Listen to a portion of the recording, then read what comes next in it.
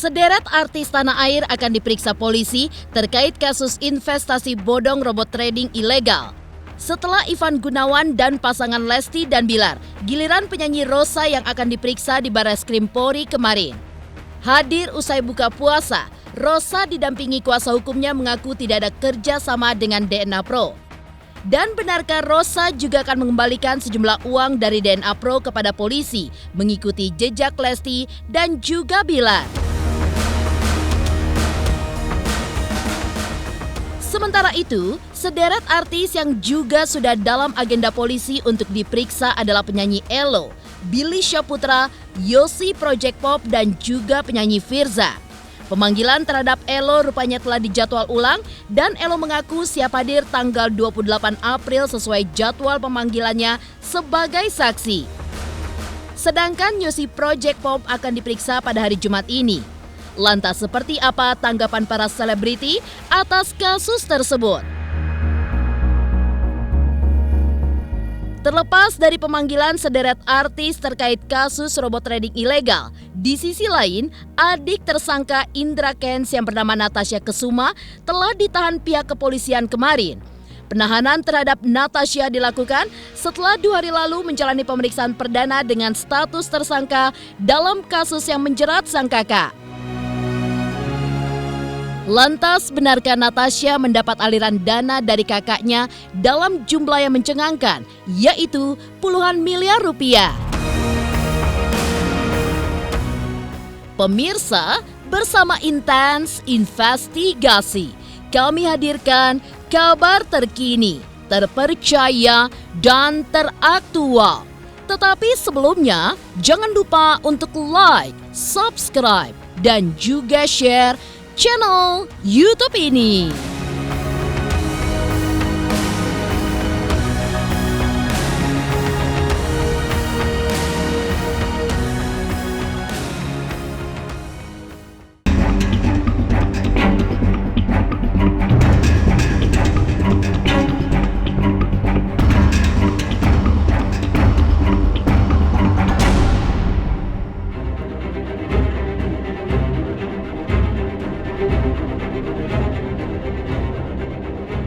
Setelah 2 hari lalu pasangan Lesti dan Bilar menjalani pemeriksaan di Barreskrim Polri terkait kasus robot trading DNA Pro, giliran penyanyi Rosa yang menyusul untuk menjalani pemeriksaan polisi kemarin. Hadir memenuhi panggilan polisi, Rosa pun didampingi kuasa hukumnya tiba di Barreskrim Polri usai jam buka puasa.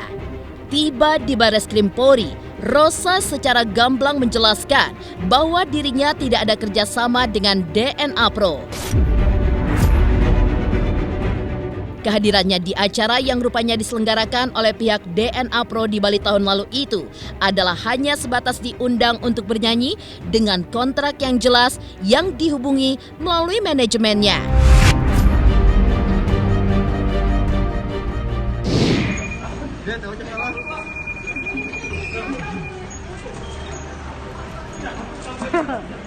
Baru berasa jadi wartawan ya?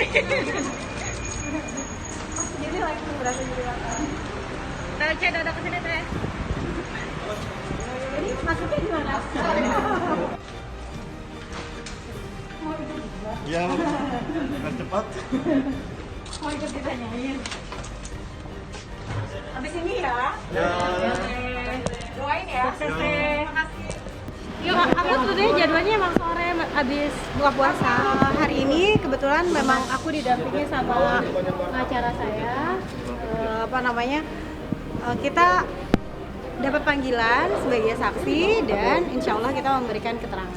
Jadi saya memang menyanyi untuk sebuah acara. Waktu itu juga saya nggak tahu. Seperti biasa kan kalau penyanyi itu cuma tahu tanggal sekian nyanyi di mana, udah gitu aja di Bali gitu. Tapi saya juga jarang banget karena kegiatan saya juga tiap hari kan. Jadi saya jarang nanya, oh iya acaranya apa, wedding biasanya gitu, atau acaranya apa, misalnya perusahaan atau apa gitu. Jadi saya kurang paham waktu itu. Jadi saya diminta untuk menyanyi sama manajemen saya karena udah ada kontrak. Jadi saya nyanyi, udah itu aja. Itu akhir tahun lalu nggak salah, Desember. Di Bali. Akun apa? Oh enggak. Saya juga nggak tahu acaranya DNA Pro itu apa segala macam, jadi kayak show aja gitu. Yang pada saat itu ada banyak, kayaknya ada Gigi, ada siapa lagi ya, ada beberapa penyanyi kok gitu. Oke. Ke atas dulu. Bakal nyangka nggak sih Teh bakal yang enggak lah, nggak nyangka. Jadi sekarang kayak kalau mau terima kerjaan agak takut ya.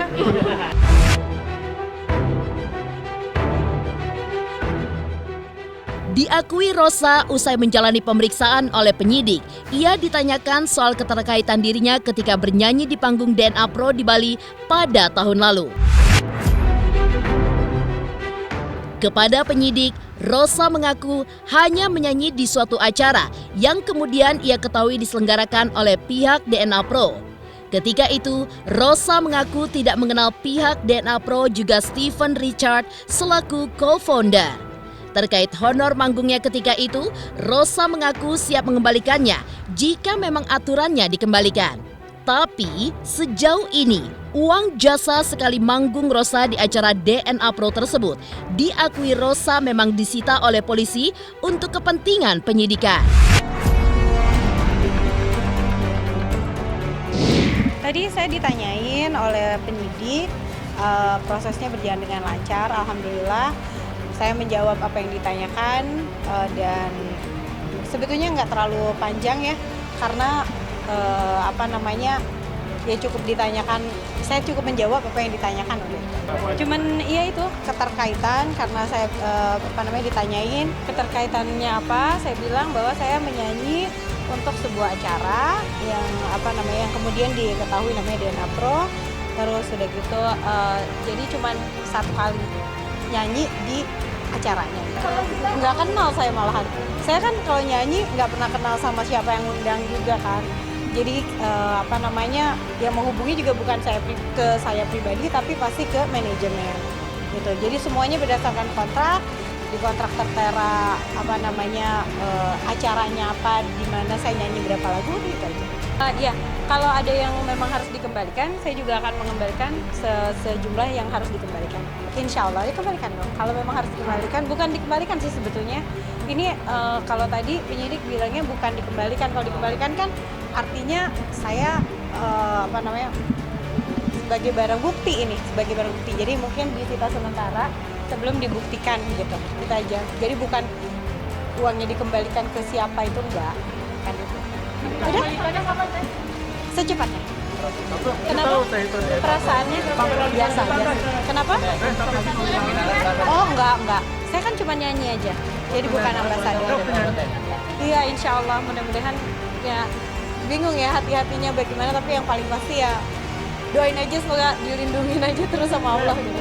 Ya kaget sih ya, pasti kaget karena kan nggak pernah tahu juga bakalan seperti apa. Terus ya itu aja sih, dan ya saya cuman namanya warga negara ya, warga negara yang baik, memenuhi panggilan, menjawab, dan polisinya juga enak gitu. Enggak, kan kadang-kadang kita takut ya, tapi diperlakukan dengan amat sangat baik. Setelah penyanyi Rosa diperiksa polisi terkait kasus investasi bodong robot trading DNA Pro, lantas siapa saja sederet artis yang tinggal menunggu giliran diperiksa polisi terkait robot trading ilegal tersebut? Pemirsa Intens Investigasi, jangan lupa untuk like, subscribe, dan juga share channel YouTube ini.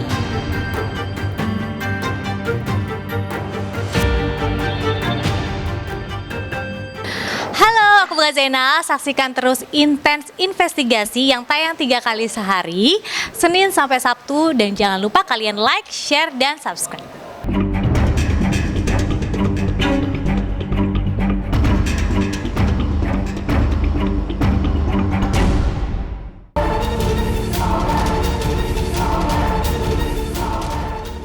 Menjalani pemeriksaan di Barreskrim Polri terkait kasus investasi robot trading ilegal DNA Pro tidak hanya dilakukan oleh Rosa. Sederet artis lain pun kabarnya juga akan diperiksa oleh penyidik Barreskrim Polri dalam waktu dekat. Setelah Rosa, Lesti Bilar dan juga Ivan Gunawan, Artis lain yang juga akan diperiksa adalah penyanyi Ello, Yosi Project Pop, Billy Syahputra, serta penyanyi Firza. Ello yang pemeriksaannya dijadwalkan ulang pada tanggal 28 April 2022 dengan status sebagai saksi mengaku siap hadir dan kooperatif dengan penyidik. Sementara itu, Yosi Project Pop dijadwalkan untuk menjalani pemeriksaan pada hari ini. dalam berapa bulan 5. Untuk pengalamannya sendiri dengan DNA apa bagaimana? Udah emang pas keluar aja ya. Nanti kita telat. Nanti habis pemeriksaan kita ini ya. Setelah pemeriksaan kita belum tahu, belum pertanyaan juga belum jelas kemana.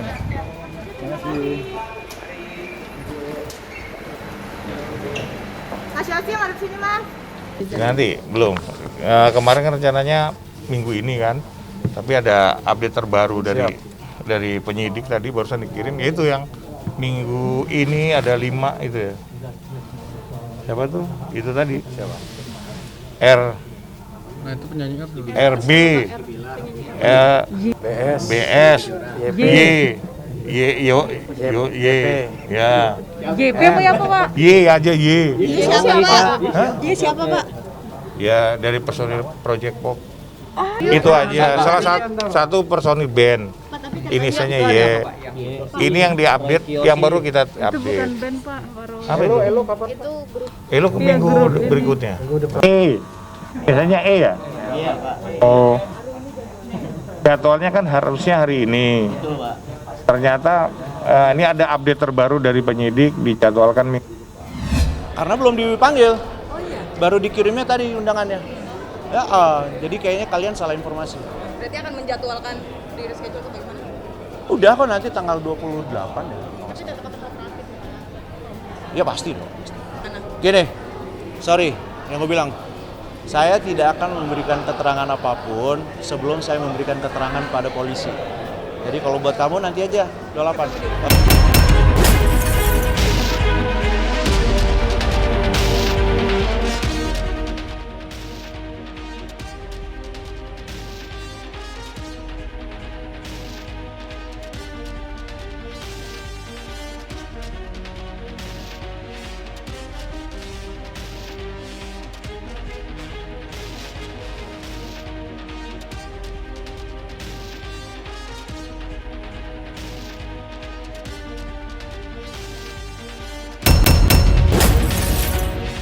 Ini kan fenomena baru gitu. Tiba-tiba ada banyak aplikasi buat investasi atau apapun itu namanya, dan mungkin karena dunia digital ini berkembangnya cepat banget, jadi mungkin awalnya belum ada aturan undang-undangnya, tapi terus ternyata ada aturan baru, atau ternyata memang dari awal melanggar. Gue juga nggak terlalu ngikutin, dan memang dari awal nggak pernah tertarik sih ya sama investasi-investasi yang seperti itu yang menjanjikan keuntungan besar dalam waktu singkat gitu, karena nggak ada sih ya investasi yang atau kalaupun ada sedikit lah, resikonya juga tinggi. Artinya kalau high return ya high risk juga pasti gitu kan. Kalau lo mau untung cepet, resikonya juga tinggi gitu kan. Nah apalagi kalau udah dibalut dengan janji-janji manis yang pasti untung segala macam, jangan-jangan itu jebakan gitu. Percaya deh kalau bisnis bener nggak ada yang instan gitu kan. Jadi gue juga entrepreneur gitu kan, gue berusaha untuk bisnis gitu. Nggak gampang, resikonya besar gitu. Mau nyari buat nutup operasional aja kadang sulit gitu kan. Challenge-nya besar sekali, kita harus kerja keras, benar-benar kerja keras bareng sama tim gitu. Bahkan untuk cetak profit ya. Kadang bahkan kalau kita usaha 5-6 tahun itu kadang belum untung. Setelah 6, 7, 8 tahun baru tuh mulai ada profit gitu kan. Mulai kita bisa ngembangin usaha kita gitu. Tapi di awal pasti bleeding, darah gitu. Jadi kalau dalam waktu setahun 2 tahun tiba-tiba wah bisa kaya, ya hebat sih. Cuma ya di balik itu ada apa kan nggak tahu gitu kan. Ya karena gue nggak tertarik, gue nggak belajar juga di dalamnya seperti apa permainannya, sistemnya gitu-gitu. Nggak pernah tertarik sih aplikasi-aplikasi kayak gitu. Ya harus bijak lah, harus bijak menerima peluang gitu kan. Itu kan peluang juga gitu kan, kalau misalnya kita diajak kerjasama atau ditawarin gitu kan, takutnya malah usaha kita, kerja keras kita malah gone juga gitu kan.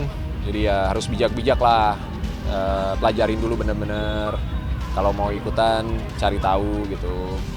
Ya, pahami dulu lah apa yang mau dikerjain. Di awalnya itu kan banyak kayak orang ditawarin gitu. Kita juga nggak memungkiri, tapi gue terbiasa untuk sebelum menerima apapun, baca dulu, cari tahu dulu, ngulik dulu. Gue memang tidak mau menerima sesuatu yang gue nggak benar-benar paham. Ya kalau teman-teman yang sekarang terkena masalah karena itu, semoga semoga semuanya di depannya jelas ya. Jadi kalian bisa membela diri dengan benar. Tapi untuk orang-orang juga yang mengikuti kita atau follower atau apapun itu, juga jangan gara-gara iklannya si A terus langsung semuanya beli, apalagi benar-benar menghabiskan duitnya. Gue biar kata temen gue itu token temen gue sendiri atau usaha temen gue sendiri, tetap akan gue pelajarin dulu. Setelah deretan selebriti yang akan diperiksa polisi terkait kasus robot trading ilegal, lantas benarkah adik Indra Kents juga telah ditahan di Bareskrim Polri? Pemirsa Intens Investigasi, jangan lupa untuk like, subscribe, dan juga share channel YouTube ini.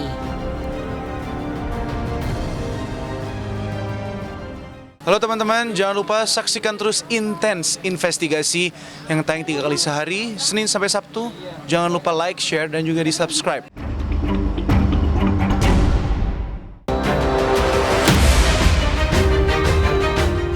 Di saat sederet artis diperiksa penyidik terkait kasus investasi robot trading ilegal, di sisi lain, adik dari tersangka Indra Kents yang bernama Natasha Kesuma ditahan oleh Bareskrim Polri kemarin.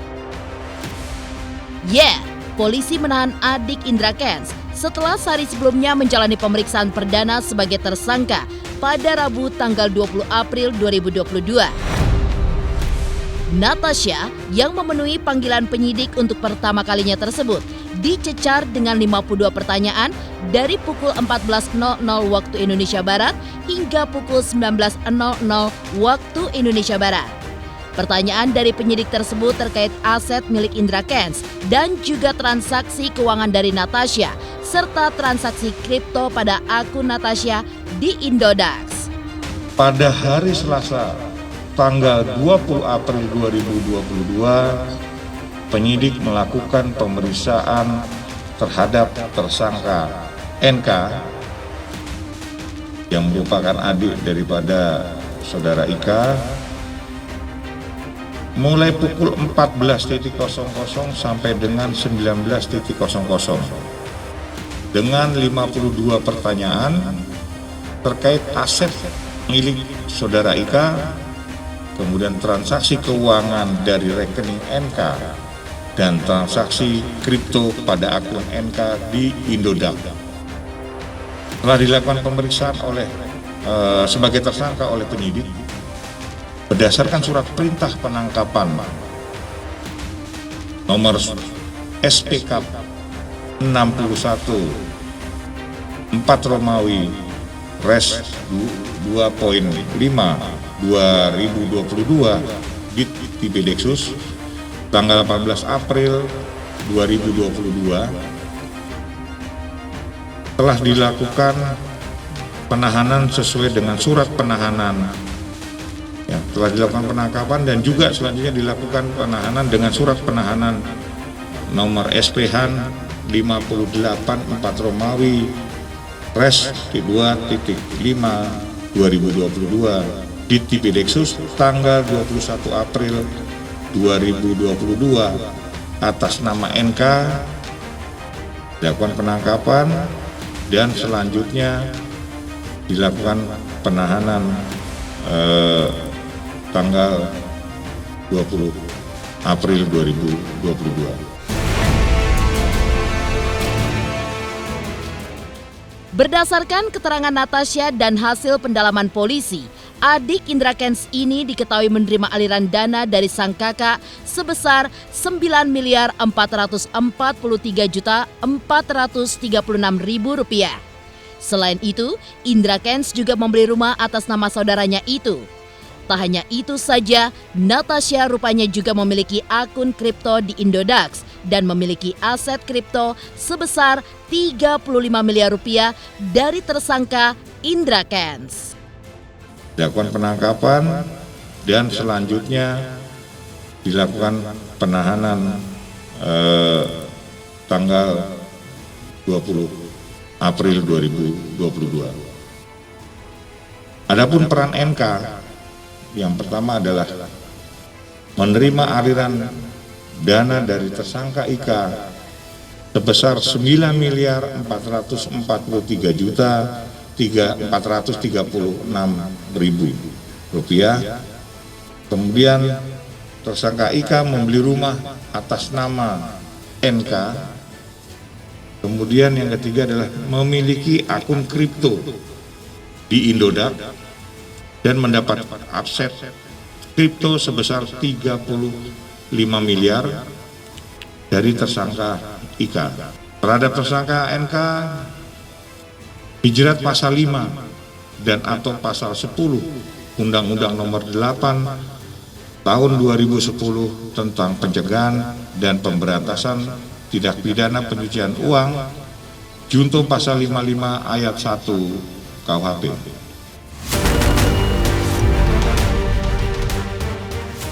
Demikian pemirsa, kabar terkini, terpercaya, dan teraktual yang kami hadirkan hari ini.